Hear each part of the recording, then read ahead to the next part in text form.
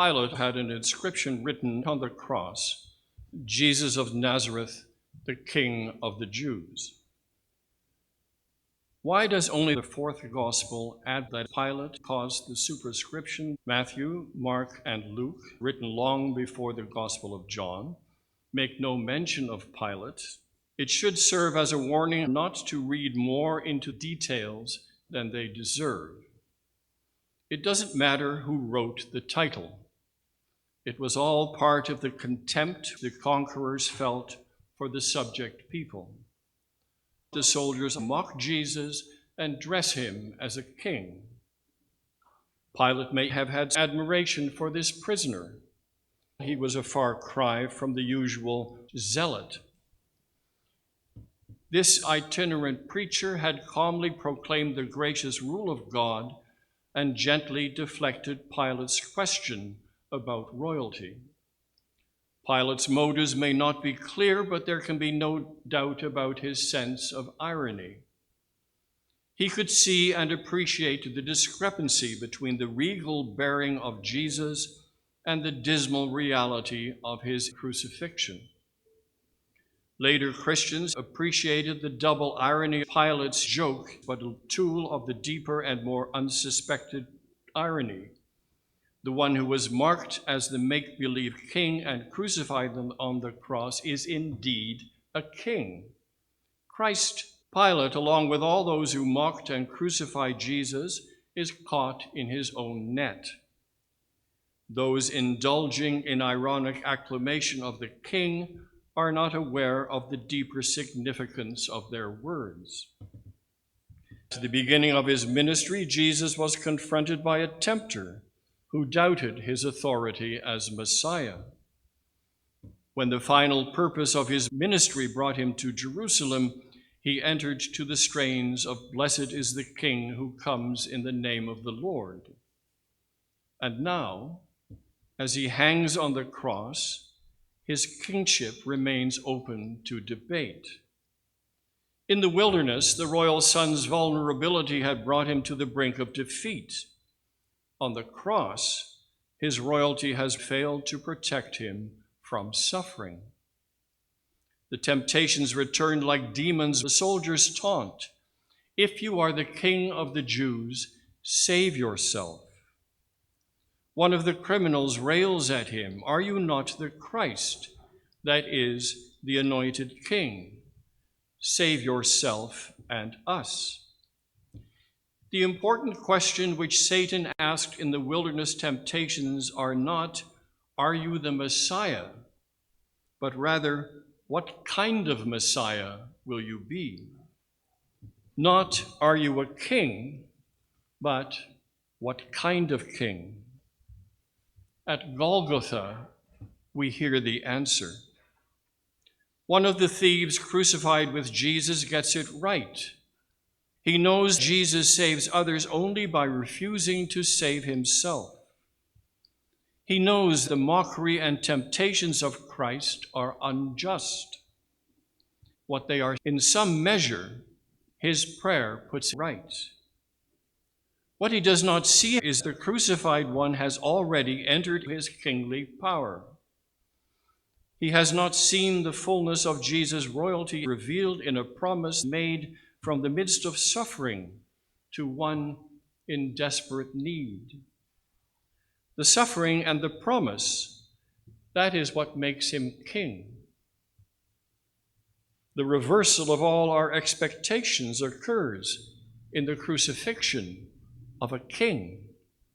By means of crucifixion, Jesus exercises his kingly power. Here is the irony. What is an obviously huge joke is true. But there is more. Out of this dismal ending, God will produce a new beginning. In words filled with ironical double significance, disappointed travelers on the Emmaus Road tell the stranger, "We had hoped that he was the one to redeem Israel." We require a resurrection to see the vastness of this reversal and the hugeness of this joke. This is the last Sunday of the Christian year, not Good Friday. While final glory is made possible by Jesus' death on the cross, we have difficulty combining the images to form a crucified king. The cross has been such a mark of shame that no citizen of the Roman Empire was condemned to endure it.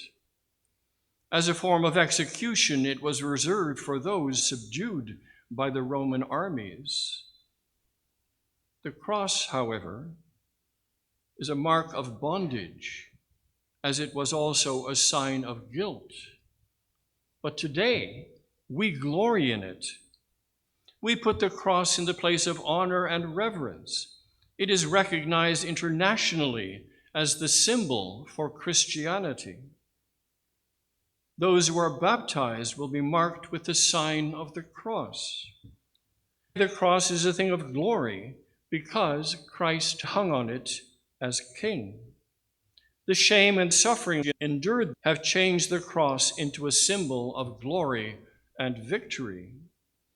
It has done so because on the cross Christ took upon himself the burdens that tortured the minds and souls of men and women and carried them to victory. That is why the cross is such an earnest fact today. It means all the troubles of men and women have their solution in what happened at Calvary. The cross of Christ had an urgent meaning for the problem of Adam and Eve. It was designed for their problem. But it has the same meaning for our problems today. After great disasters, both natural and man-made, polls are taken to see how people are feeling. The most recent events are no exception.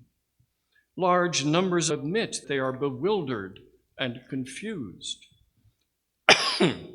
Most of us have experienced the world suddenly darkened by the shadow of some failure, some sorrow, or some disaster.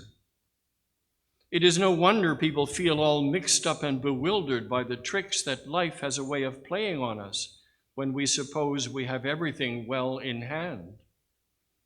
There can be no question that this universe is intricate and frighteningly complex, and much trouble comes from complicating the simple truth of life.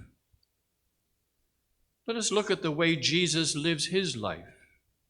Let us look at another verse from the Passion narrative of the Gospel of John.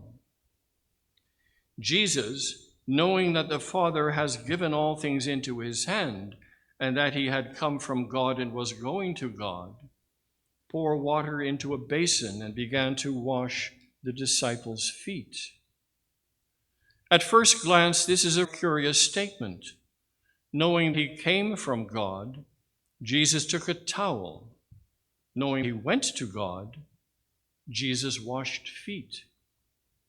What possible connection can there be between the eternal and all-glorious God and washing the feet of the disciples? It would make much better sense to our way of thinking to introduce between two such majestic phrases as these a more significant act than that of washing feet. Jesus, throughout his life, had a sense of purpose and direction. At 12, he said, "Do you not know that I must be about my Father's business?" There is not the slightest indication that Jesus ever drifted into the events of his life. He moved from one day to the next purposefully. When all the preliminaries were completed, he steadfastly set his face toward Jerusalem, where he knew he was to suffer and to die before returning to the Father who had sent him. I come from the Father and go to the Father. I go to prepare a place for you. The consciousness that the Father sent him into the world was one bearing point. The consciousness that he would return to the Father was another bearing. With those 2 points, he would never be at loss, come what may. This was what sustained him in the Garden of Gethsemane. This was his strength on the cross, as it was when he washed the feet of his disciples. Jesus told his disciples that whoever would be chief among you, let him be a servant. That is his challenge to us. Thanks be to God.